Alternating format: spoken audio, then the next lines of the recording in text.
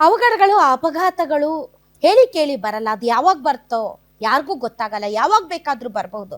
ಆದರೆ any time ನಾವು ಅದಕ್ಕೆ ಸಿದ್ಧರಾಗಿ ಇರೋದಿಲ್ಲ. ಆದರೆ ಮನುಷ್ಯರು ಅಂತ ಅಂದ್ಕೊಂಡವರು ಒಬ್ರಿಗೊಬ್ರು ಸಹಾಯ ಮಾಡಬೇಕು, ಒಬ್ರಿಗೊಬ್ರು ಪ್ರೀತಿ ಅನುಕಂಪ ಕರುಣೆಯಿಂದ ಇರಬೇಕು. ಅದಕ್ಕೆ ದೇವರು ಮನುಷ್ಯರು ಅಂತ ನಮ್ಮನ್ನು ಅತಿ ಬುದ್ಧಿವಂತರಾಗಿ ಹುಟ್ಟಿಸಿರೋದು, ನಮ್ಮಲ್ಲಿ ಪ್ರೀತಿ ಅನುಕಂಪ ಕರುಣೆ ಎಲ್ಲವನ್ನೂ ಇಟ್ಟಿರೋದು. ಹಾಗಿದ್ರೆ ನಾವು ಮೃಗಗಳಾಗಿ ಹುಟ್ಟುತ್ತಾ ಇದ್ವಿ. ಇವನ್ ಮೃಗಗಳು ಕೂಡ ಈ ರೀತಿಯಾಗಿ ಬಿಹೇವ್ ಮಾಡೋದಿಲ್ಲ. ಆದರೆ ಬೆಂಗಳೂರಿನಲ್ಲಿ ಇವತ್ತು ನಡೆದಿರುವಂಥ ಈ ಘಟನೆ ನಮ್ಮೆಲ್ಲರನ್ನ ನಾವು ಪ್ರಶ್ನಿಸಿಕೊಳ್ಳಬೇಕಾಗಿದೆ. ಯಾಕೆ ಅಂತಂದರೆ ನಾವು ಮನುಷ್ಯರಾಗಿ ಹುಟ್ಟೆ ನಮ್ಮಲ್ಲಿ ಒಂದು ಕರುಣೆ ಅನ್ನೋದನ್ನು ಇಲ್ಲದೆ ಇರೋ ಥರ ನಾವು ಜೀವನ ಮಾಡ್ತಾ ಇದ್ದೀವಲ್ಲ, ಇಂತಹ ಜೀವನ ಬೇಕಾ ಅಂತ. ಅಪಘಾತಗಳು ಜೀವ ಮತ್ತು ಜೀವನವನ್ನು ಎರಡನ್ನು ಕಳೆಯುತ್ತೆ. ಇವತ್ತು ಮಕ್ಕಳಿಗೆ ತಂದೆ ಇಲ್ಲ, ಹೆಂಡತಿಗೆ ಗಂಡ ಇಲ್ಲ. ಇದಕ್ಕೆ ಕಾರಣ ನಮ್ಮ ಕೆಟ್ಟ ಮನಸ್ಥಿತಿ. ಅಯ್ಯೋ ದುರ್ವಿಧಿಯೇ, ಬೆಂಗಳೂರಿನಲ್ಲಿ ಏನಾಗ್ತಾ ಇದೆ? ಜೀವ ಉಳಿಸಲು ಅಂಗಲಾಚಿದ್ರೂ ನೆರವಿಗೆ ಬರ್ತಾ ಇಲ್ಲ ಜನ.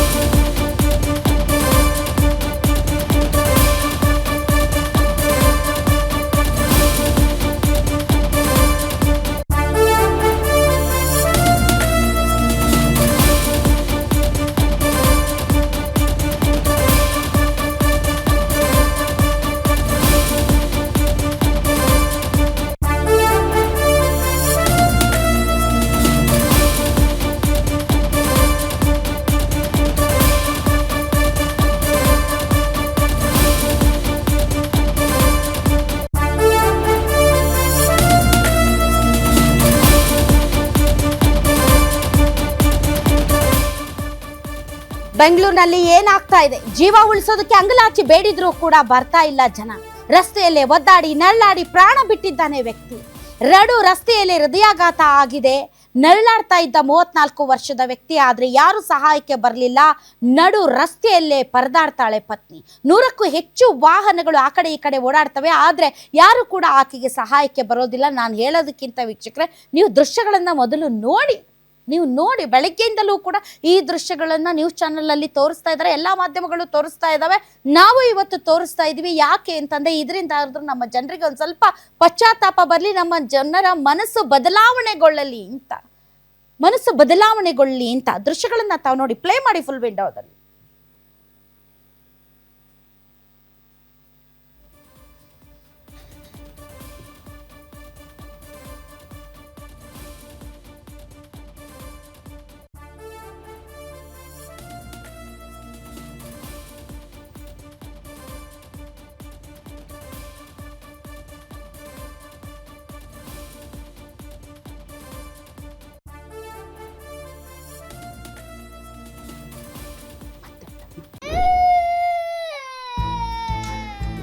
ನಿಮ್ಮ ಮಗು ಅಳ್ತಿದ್ಯಾ?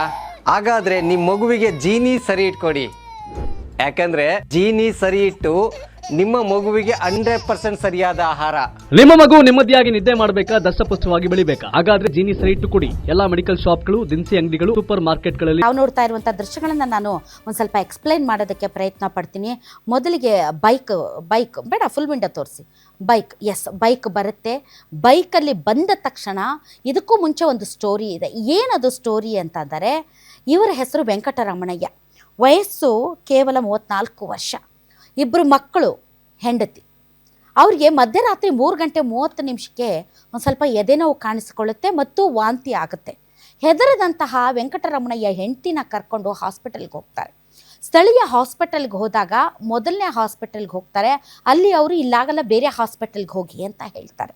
ಬೇರೆ ಹಾಸ್ಪಿಟಲ್ಗೆ ಹೋಗಿ ಅಂತ ಹೇಳಿದಾಗ ಅವರಿರೋದು ಬನಶಂಕರಿ 3rd ಸ್ಟೇಜ್ ಇಟ್ಟಮಡುವಿನಲ್ಲಿ ಮೆಕ್ಯಾನಿಕ್ ಆಗಿ ಕೆಲಸ ಮಾಡ್ತಾ ಇರ್ತಾರೆ. ಸೊ ಕತ್ರಿಗುಪ್ಪೆಯಲ್ಲಿರುವಂಥ ಒಂದು ಖಾಸಗಿ ಆಸ್ಪತ್ರೆಗೆ ಹೋಗ್ತಾರೆ. ವೈದ್ಯರು ಇಲ್ಲದೆ ಇರೋ ಕಾರಣಕ್ಕೆ ಬೇರೆ ಹಾಸ್ಪಿಟಲ್ಗೆ ಹೋಗಿ ಅಂತ ಹೇಳ್ತಾರೆ. ಆಗ ಅವರು ಬೇರೆ ಆಸ್ಪತ್ರೆಗೆ ಬರ್ತಾರೆ. ಅಲ್ಲಿ ECG ಮಾಡ್ತಾರೆ. ECG ಮಾಡಿದಾಗ ಅವ್ರಿಗೆ ಗೊತ್ತಾಗುತ್ತೆ ಅಲ್ಲಿ ಮೈಲ್ಡ್ ಹಾರ್ಟ್ ಅಟ್ಯಾಕ್ ಆಗಿದೆ ಈ ವ್ಯಕ್ತಿಗೆ ಅಂತ. ಮೈಲ್ಡ್ ಹಾರ್ಟ್ ಅಟ್ಯಾಕ್ ಆಗಿದೆ ಅಂತ ಗೊತ್ತಾದ ಮೇಲೆ 5 ಮಾತ್ರೆ ಐಸೋಡೆಲ್ ಕೊಟ್ಟು ನೀವು ಜಯದೇವ ಆಸ್ಪತ್ರೆಗೆ ಹೋಗಿ ಅಂತ ಹೇಳ್ತಾರೆ. ಆ ಆಸ್ಪತ್ರೆ ಸರಿಯಾದಂತಹ ಒಂದು ಟ್ರೀಟ್ಮೆಂಟ್, ಪ್ರಾಥಮಿಕ ಚಿಕಿತ್ಸೆಯನ್ನು ಕೊಟ್ಟು ಆ ವ್ಯಕ್ತಿಯನ್ನು ಒಂದು ಆ್ಯಂಬುಲೆನ್ಸಲ್ಲಿ ಕಳಿಸಿದ್ದರೆ ಇವತ್ತು ಈ ಘಟನೆಯನ್ನು ತಪ್ಪಿಸಬಹುದಾಗಿತ್ತು. ಸೊ ಆ ಖಾಸಗಿ ಆಸ್ಪತ್ರೆಯ ಹೆಸರು ಇನ್ನಷ್ಟೇ ನನ್ನ ಕಲೀಗ್ಸ್ ಅದನ್ನು ಹೇಳ್ತಾರೆ. ಸೊ ಆ ಖಾಸಗಿ ಆಸ್ಪತ್ರೆಯಲ್ಲಿ ಈ ಒಂದು ದುರ್ಘಟನೆಯನ್ನು ತಡೆಯಬಹುದಾಗಿತ್ತು. ಯಾಕೆ ಅಂತಂದರೆ ಅವ್ರಿಗೆ ಗೊತ್ತಿತ್ತು ಹಾರ್ಟ್ ಅಟ್ಯಾಕ್ ಆಗಿದೆ ಈ ವ್ಯಕ್ತಿಗೆ ಅಂತ. ಹಾರ್ಟ್ ಅಟ್ಯಾಕ್ ಆಗಿರೋ ವ್ಯಕ್ತಿಗೆ ಒಂದು ಪ್ರಾಥಮಿಕ ಚಿಕಿತ್ಸೆಯನ್ನು ಕೊಟ್ಟು ಒಂದು ಸ್ವಲ್ಪ ಇಟ್ಕೊಂಡು ಅದಾದ ಮೇಲೆ ಒಂದು ಆ್ಯಂಬುಲೆನ್ಸ್ ವ್ಯವಸ್ಥೆ ಮಾಡಿ ಅದಾದ ಮೇಲೆ ಆ ವ್ಯಕ್ತಿಯನ್ನು ಅಲ್ಲಿಂದ ಜಯದೇವ ಆಸ್ಪತ್ರೆಗೆ ಶಿಫ್ಟ್ ಮಾಡಬೇಕಾಗಿತ್ತು. ಅದನ್ನು ಬಿಟ್ಬಿಟ್ಟು ಮಾತ್ರೆ ಕೊಟ್ಬಿಟ್ಟು ಜಯದೇವಗ ಹೋಗಿ ಅಂತ ಹೇಳಿದ ಮೇಲೆ ಆತ ತನ್ನ ಹೆಂಡತಿಯನ್ನು ಕರ್ಕೊಂಡು ಈ ರೀತಿ ಬೈಕಲ್ಲಿ ಹೋಗ್ತಾನೆ. ಬೈಕಲ್ಲಿ ಹೋಗ್ತಾ ಇರುವಂತಹ ಸಂದರ್ಭದಲ್ಲಿ ಅದೇನದು ಕದ್ರಿ ಸೇತುವೆ ಅಂತೆ, ಕದ್ರಿ ರೋಡ್ ಸೇತುವೆ, ಬ್ರಿಡ್ಜ್, ಆ ಬ್ರಿಡ್ಜ್ ಮೇಲೆ ಹೋಗ್ತಾ ಇರಬೇಕಾದ್ರೆ ಮತ್ತೆ ಎದೆನೋವು ಜಾಸ್ತಿ ಆಗುತ್ತೆ. ಕಂಟ್ರೋಲ್ ಮಾಡೋಕ್ಕಾಗಲ್ಲ, ಬೈಕ್ ಸ್ಕಿಡ್ ಆಗಿ ಬೀಳ್ತಾ ಇರುವಂಥ ದೃಶ್ಯ ಇದು ದೃಶ್ಯ. ಬೀಳ್ತಾರೆ, ಹೆಂಡತಿ ಮತ್ತು ಗಂಡ ಇಬ್ಬರು ಬೀಳ್ತಾರೆ. ಯಾಕಂದರೆ ಮೊದಲಿಗೆ ಒಂದು ಮೈಲ್ಡ್ ಹಾರ್ಟ್ ಅಟ್ಯಾಕ್ ಆಗುತ್ತಾ, ಆಸ್ಪತ್ರೆ ಅವ್ರನ್ನ ಫಸ್ಟ್ ಹಿಡಿಬೇಕು. ಯಾಕೆ ಅಂತಂದರೆ ಹಾರ್ಟ್ ಅಟ್ಯಾಕ್ ಆಗಿದೆ ಅಂತ ಗೊತ್ತಿದ್ರು ಕೂಡ ಒಂದು ಆ್ಯಂಬುಲೆನ್ಸ್ ವ್ಯವಸ್ಥೆ, ಗೋಲ್ಡನ್ ಅವರ್ ಅಂತ ಅಂತಾರೆ. ಆ ಗೋಲ್ಡನ್ ಅವರ್ ಅಲ್ಲಿ ಸಿಗಬೇಕಾದಂಥ ಚಿಕಿತ್ಸೆ ಸಿಕ್ಕಿದ್ದಿದ್ದರೆ ಆತ ನಿಜಕ್ಕೂ ಬದುಕ್ತಿದ್ನೇನೋ, ಅಥವಾ ಅವ್ರಿಗೆ ಚಿಕಿತ್ಸೆ ಕೊಡುವಷ್ಟು ಶಕ್ತಿ ಇಲ್ಲದೆ ಇದ್ದಿದ್ರೆ ಅವರು ಒಂದು ಆ್ಯಂಬುಲೆನ್ಸ್ ವ್ಯವಸ್ಥೆಯನ್ನ ಮಾಡಿ ಆ್ಯಂಬುಲೆನ್ಸ್ ಅಲ್ಲಿ ಕಳಿಸಬಹುದಾಗಿತ್ತು.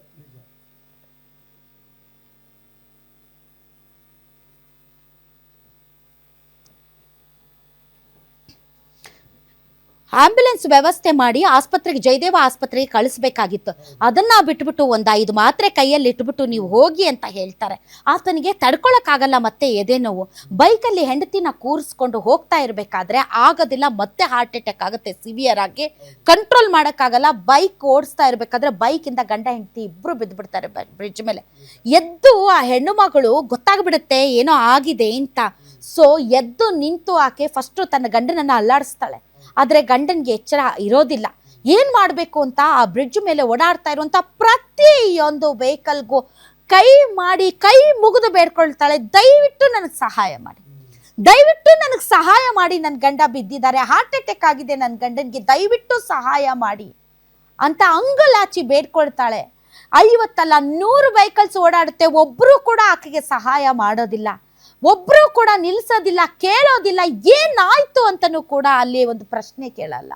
ಏನಾಗ್ತಾ ಇದೆ ಅಂತ ಆದ್ರೂ ಒಂದು ಚೂರು ಕರುಣೆ, ಒಂದಿಷ್ಟು ಅನುಕಂಪ ಇಲ್ಲದೆ ಇರೋ ರೀತಿ ಯಾಕೆ ನಮ್ಮ ಜನ ಬಿಹೇವ್ ಮಾಡ್ತಾರೆ ಅರ್ಥನೇ ಆಗ್ತಾ ಇಲ್ಲ. ಆಕೆ ಏನು ಮಾಡಬೇಕು ಅಂತ ಗೊತ್ತಾಗದೆ ಕುಣಿತಾಳೆ. ಏನು ಅಂದರೆ ಆಕೆ ನೋಡಿ, ಯಾರೇ ಆಗಿರ್ಬೋದು, ನಾನು ಆ ಜಾಗದಲ್ಲಿದ್ದರೂ ಕೂಡ ನಾನು ಅದೇ ರೀತಿ ಬಿಹೇವ್ ಮಾಡ್ತಿದ್ದೆ ಅಂತ ಅನ್ಸುತ್ತೆ. ಅದು ಯಾವ ಹೆಣ್ಣು ಮಕ್ಕಳೇ ಆಗಲಿ. ಗಂಡ ಅಲ್ಲಿ ವಿಲ ಅಂತ ಒದ್ದಾಡ್ತಾ ಇದ್ದಾನೆ, ಹಾರ್ಟ್ ಅಟ್ಯಾಕ್ ಆಗಿದೆ. ಜನರು ಒಬ್ರಿಗೊಬ್ರು ಸಹಾಯ ಮಾಡೋದು ಅದು ಅದು ಅದು ಮನುಷ್ಯತ್ವದ ಧರ್ಮ ಅಲ್ವಾ? ಅದು ಮನುಷ್ಯನ ಗುಣ ಅಲ್ವಾ? ಇಡೀ ಪ್ರಪಂಚದಲ್ಲಿ ಎಲ್ಲರಿಗಿಂತ ಭಿನ್ನವಾಗಿ ಬುದ್ಧಿವಂತರಾಗಿ ಪ್ರೀತಿ, ಕರುಣೆ ಎಲ್ಲವನ್ನು ಇಟ್ಟು ದೇವರು ನಮ್ಮನ್ನು ಸೃಷ್ಟಿ ಮಾಡಿದ್ದಾನಲ್ಲ.